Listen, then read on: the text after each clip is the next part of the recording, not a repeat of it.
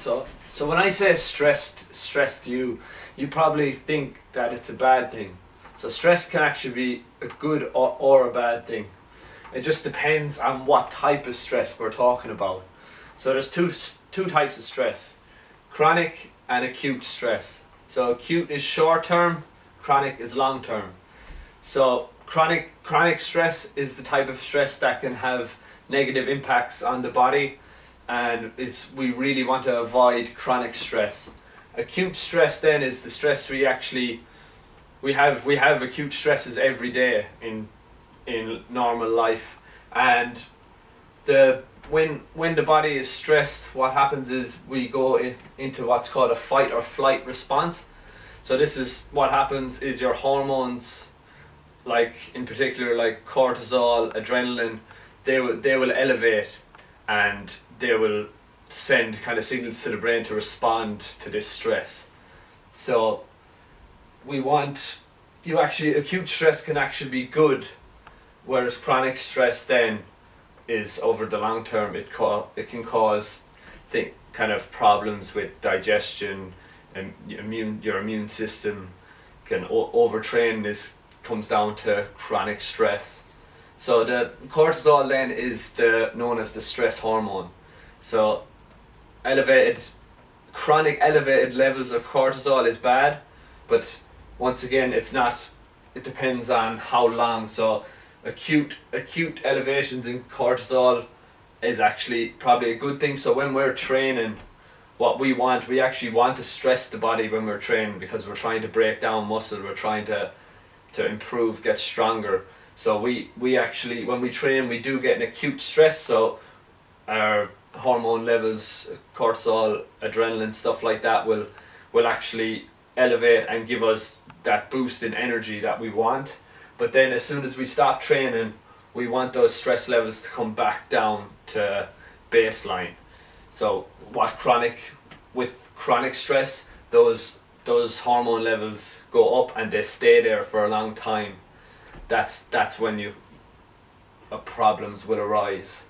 So what you can do with this when it comes to training, you want to organize your training so that you plan ahead, that you're not, because training is a stress. So if you're going 110% every session for hours every day, that stress is just going to build and build and build, and it doesn't get time to actually go down.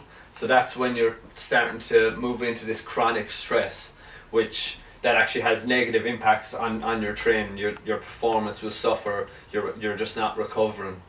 So you need to really take that into consideration when you're training. This is why people will say more is not always better. So with your diet then, the same thing. When you're dieting, if you're trying to lose weight or gain weight, it's a stress on the body. So if you do it chronically, so if you're trying to lose weight over a long period of time, your stress levels, so your hormones, cortisol, is going to be elevated for a long period of time. That's when kind of you'll see with people on long-term diets, their energy levels will go down, their weight loss will actually stop. A lot of times that's because of these chronic stress levels. Your body is down-regulating other processes to kind of bring you back to baseline, because it doesn't want to. Your body isn't designed to lose or gain weight. It wants to stay the same, so it wants to stay in what's called homeostasis all the time. So a few different techniques or tips you can do to manage your stress correctly or bring down your stress levels is to kind of avoid people or situations that make you stressed. So it's really about trying to kind of finding out what people and what situations stress you out and trying to avoid them then. So relaxing as well, so even just taking 10 to 20 minutes a day just to yourself, just to kind of relax and chill out and try and kind of clear your mind.